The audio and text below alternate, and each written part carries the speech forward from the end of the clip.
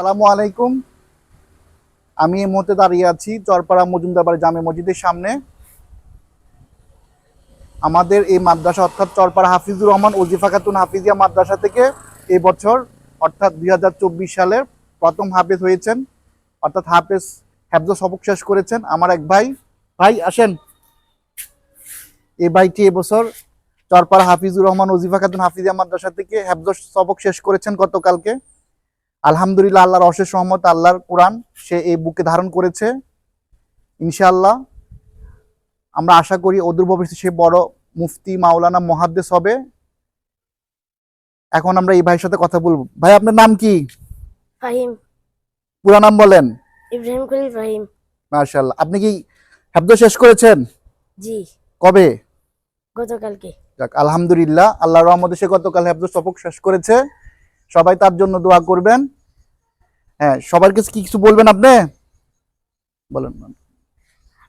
আপনারা সবাই আমার জন্য দোয়া করিয়েন।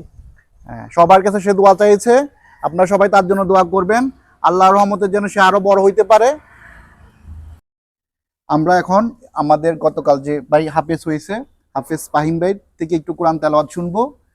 ভাই, একটু কোরআন তেলাওয়াত শুনেন আমাদেরকে, ঠিক আছে? أعوذ بالله من الشيطان الرجيم. بسم الله الرحمن الرحيم. وكذلك أوحينا إليك روحا من أمرنا ما كنت تدري ما الكتاب ولا الإيمان ولكن جعلناه نورا نهدي به من نشاء من عبادنا وإنك لتهدي إلى صراط مستقيم صراط الله الذي له ما في السماوات وما في الأرض ألا إلى الله تصير الأمور صدق الله العظيم. মাশাআল্লাহ, জাযাকাল্লাহ খাইর। মাশাআল্লাহ, মাশাআল্লাহ।